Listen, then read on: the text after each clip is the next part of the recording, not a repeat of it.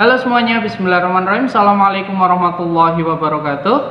Alhamdulillahirrahmanirrahim. Di kesempatan kali ini kita masih diberikan kesehatan sehingga bisa melaksanakan pembelajaran pendidikan Pancasila dan Kewarganegaraan. Namun sebelum pembelajaran dimulai, alangkah baiknya kita berdoa menurut agama serta keyakinan masing-masing agar pembelajaran yang kita laksanakan nantinya bermanfaat. Berdoa dimulai. Selesai. Baik, untuk materi pertemuan minggu ini, nanti kita akan membahas suatu hal yang mungkin agak cukup banyak dan mungkin agak kalian dengarkan, karena pada kesempatan kali ini nanti kita akan membahas terkait dengan penggolongan hukum, terutama hukum-hukum yang ada di Indonesia. Dan sebelum pembelajaran dimulai, jangan lupa siapkan terlebih dahulu alat tulis, modul pembelajaran, buku tulis, dan catat sesuatu yang penting, garis bawahi sesuatu yang penting, dan jangan sungkan tanyakan apabila ada sesuatu yang belum kalian mengerti. Baik, langsung saja tidak usah berlama-lama, marilah kita mulai pembelajaran pada kesempatan kali ini. Pada hakikatnya hukum di Indonesia sangatlah beragam, maka dari itu butuh penggolongan hukum. Di Indonesia secara umum penggolongan hukum dibagi menjadi 8. Apa saja? Mari kita pelajari pada kesempatan kali ini. Yang pertama adalah penggolongan hukum berdasarkan sumbernya. Penggolongan hukum berdasarkan sumbernya itu dibagi menjadi 4. Yang pertama adalah hukum undang-undang, yang kedua adalah hukum kebiasaan, yang ketiga hukum traktat, dan yang keempat adalah hukum jurisprudensi. Hukum undang-undang pada hakikatnya adalah hukum yang tercantum dalam peraturan undang-undang. Misalkan saya contohkan ada Undang-Undang Informasi dan Transaksi Elektronik, ada Undang-Undang Perkawinan, ada undang-undang yang kemarin ramai dibahas, Omnibus Law, terkait dengan Cipta Kerja. Kemudian ada Undang-Undang Sistem Pendidikan Nasional, Undang-Undang Tipikor atau Tindak Pidana Korupsi, dan masih banyak undang-undang lainnya. Yang berikutnya adalah hukum kebiasaan. Hukum kebiasaan yaitu hukum yang terletak dalam aturan-aturan kebiasaan. Dan biasanya hukum kebiasaan ini di tiap-tiap daerah itu berbeda-beda.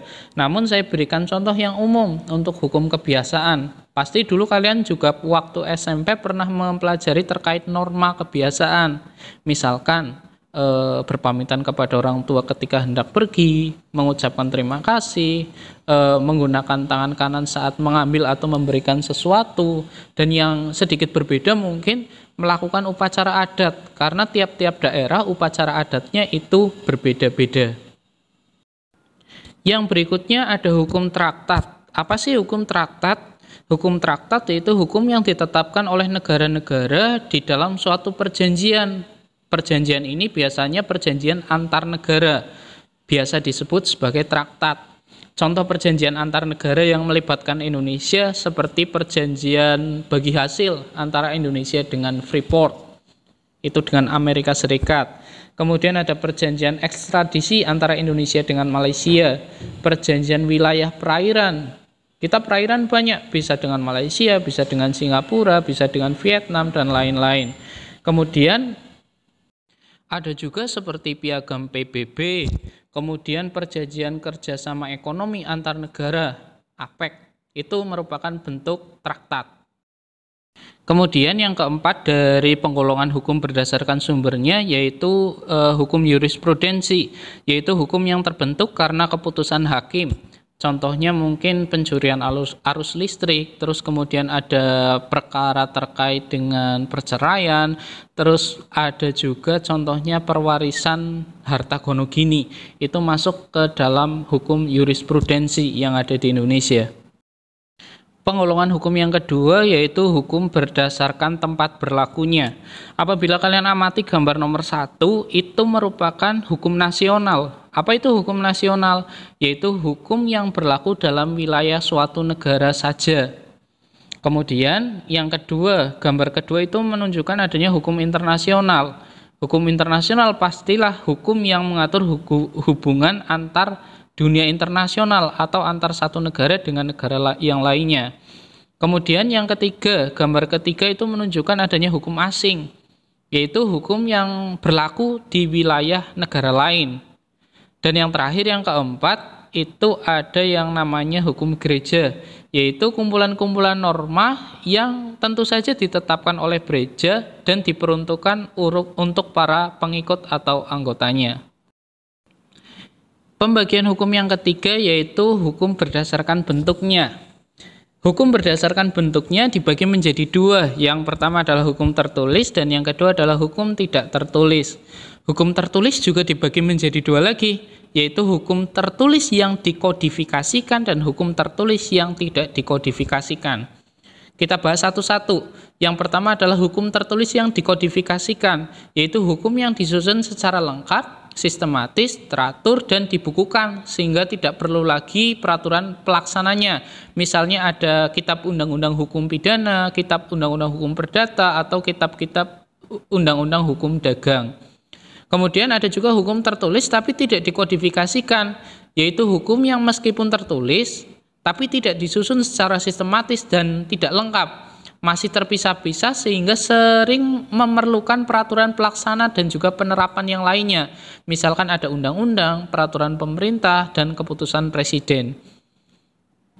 Lah, kalian tahu nggak sih kodifikasi itu apa? Coba deh kalian cari kodifikasi itu apa, gitu. Biar kalian itu lebih memahami.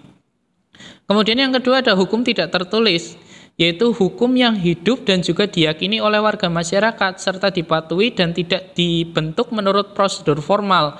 Tetapi hukum ini lahir dan tumbuh dari kalangan masyarakat itu sendiri. Biasanya hukum tidak tertulis itu disamakan juga dengan hukum adat dan itu wajib dilaksanakan di suatu daerah. Makanya untuk hukum tidak tertulis atau hukum adat ini di suatu daerah antara satu dengan yang lainnya itu berbeda-beda. Berikutnya adalah pembagian hukum berdasarkan waktu berlakunya. Ini jangan sampai terbolak-balik karena istilahnya hampir mirip. Yang pertama adalah ius constitutum atau hukum positif, hukum yang berlaku saat ini. Kemudian yang kedua adalah ius constituendum atau hukum negatif, hukum yang dicita-citakan, ya. Jadi kita bahas satu-satu dari ius constitutum dulu, yaitu hukum yang berlaku sekarang bagi suatu masyarakat tertentu dalam suatu daerah tertentu. Misalnya undang-undang yang ada saat ini dan sudah diterapkan seperti undang-undang lalu lintas dan lain sebagainya. Pokoknya yang sudah diterapkan itu namanya ius constitutum atau hukum positif, hukum yang saat ini berlaku. Kemudian yang kedua adalah hukum constituendum atau hukum negatif, yaitu hukum yang diharapkan berlaku pada waktu yang akan datang. Jadi hukum ini memang sudah ada rencananya tapi belum berlaku. Contohnya adalah rancangan undang-undang. Pembagian hukum yang kelima adalah berdasarkan cara mempertahankannya. Dibagi menjadi dua, yang pertama adalah hukum material, yang kedua adalah hukum formal. Di mana hukum material yaitu hukum yang mengatur hubungan antar anggota masyarakat yang berlaku umum, tentang hal-hal yang dilarang dan juga diperbolehkan untuk dilakukan. Misalkan ada hukum pidana, kita dilarang untuk mencuri, dilarang untuk membunuh, dilarang untuk, ya pokoknya banyaklah larangan-larangan yang ada di Indonesia. Makanya ada hal kita bisa melakukan apa saja asalkan tidak melanggar hukum. Yang kedua adalah hukum formal, yaitu hukum yang mengatur bagaimana cara mempertahankan dan juga melaksanakan hukum material. Misalkan ada hukum acara, kitab undang-undang hukum acara pidana dan juga kitab undang-undang hukum acara perdata. Kemudian pembagian hukum yang berikutnya adalah pembagian hukum berdasarkan sifatnya. Yang pertama adalah hukum yang sifatnya memaksa. Ya hampir seluruh hukum di Indonesia itu sifatnya memaksa. Karena apa? Karena mau tidak mau kita harus ikut dan juga melaksanakan hukum tersebut. Dan apabila kita melanggar, kita akan mendapatkan yang namanya sanksi. Itu pasti. Kemudian yang kedua adalah hukum yang sifatnya mengatur, yaitu hukum yang dapat dikesampingkan apabila pihak-pihak yang bersangkutan telah membuat peraturan sendiri dalam setiap perjanjian. Atau dengan kata lain, hukum yang mengatur hubungan antar individu yang baru berlaku apabila yang bersangkutan tidak menggunakan alternatif lain yang dimungkinkan oleh undang-undang. Misalnya ketentuan terkait dengan pewarisan atau mungkin terkait dengan surat wasiat. Ya, berikutnya adalah pembagian hukum berdasarkan wujudnya, dibagi menjadi dua juga. Ada yang namanya hukum objektif, ada yang namanya hukum subjektif. Hukum objektif yaitu hukum yang mengatur hubungan antara dua orang atau lebih yang berlaku umum. Ya. Kemudian untuk hukum subjektif, hukum yang timbul dari hukum objektif dan berlaku terhadap seseorang atau lebih. Hukum subjektif juga biasa disebut sebagai hak. Dan yang terakhir, penggolongan hukum yang terakhir adalah hukum berdasarkan isinya. Dibagi menjadi dua, yaitu hukum publik dan juga hukum privat. Kita bahas satu-satu. Hukum publik itu apa sih? Hukum publik yaitu hukum yang mengatur hubungan antar negara dengan individu. Dalam hal ini adalah warga negara, menyangkut kepentingan umum atau kepentingan publik.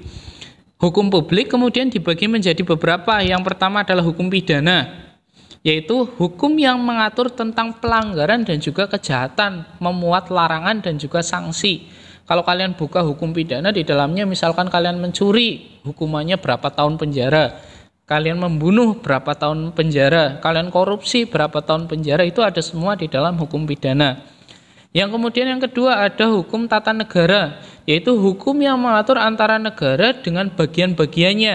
Jadi bagian-bagian negara, lembaga-lembaga negara, mulai dari eksekutif, legislatif, dan juga yudikatif. Kemudian yang ketiga ada hukum tata usaha negara, yaitu atau sering disebut dengan hukum administratif, yaitu hukum yang mengatur tugas dan kewajiban para pejabat-pejabat negara. Dan yang keempat, hukum yang keempat adalah hukum internasional, yaitu hukum yang mengatur hubungan antar negara seperti hukum perjanjian internasional, hukum perang internasional, dan lain sebagainya. Itu penggolongan hukum publik. Kemudian yang kedua ada yang namanya hukum privat atau hukum sipil, yaitu hukum yang mengatur hubungan antara individu satu dengan individu yang lainnya, termasuk negara sebagai pribadi. Hukum privat ini dibagi atas. Yang pertama adalah hukum perdata, yaitu hukum yang mengatur hubungan antara individu secara umum. Contohnya ada hukum keluarga, hukum kekayaan, hukum waris, hukum perjanjian, hukum perkawinan, dan lain-lain, masih banyak lagi. Kemudian yang kedua adalah hukum perniagaan atau hukum dagang, yaitu hukum yang mengatur hubungan antara individu dalam perdagangan. Wah, dagang juga ada undang-undangnya loh, yaitu contohnya hukum tentang jual beli, hutang piutang, pendirian perusahaan, dan lain sebagainya. Ya, mungkin itu saja materi yang dapat saya berikan, dan untuk tugas pada kesempatan minggu ini nih, saya yakin kalian semuanya masih meraba-raba terkait dengan hukum. Karena apa? Karena baru kalian dapatkan di jenjang ini. Maka dari itu, agar supaya kalian tidak bingung, silakan kalian buat bagan seperti yang saya contohkan ini, ditulis di buku tulis, digambar di buku tulis, kemudian nanti bisa dikirimkan ke forum Google Classroom. Misalkan yang tadi saya jelaskan ada hukum berdasarkan sumbernya, ada hukum undang-undang, hukum kebiasaan, hukum traktat, hukum jurisprudensi, hukum berdasarkan tempat berlakunya, ada hukum nasional, internasional, dan lain sebagainya. Kalian teruskan itu supaya kalian punya peta konsep terkait dengan penggolongan hukum yang ada di Indonesia. Itu tugas kalian. Ya, itu saja materi yang kita pelajari pada kesempatan kali ini. Untuk penugasan silakan bisa dikirimkan melalui forum Google Classroom masing-masing.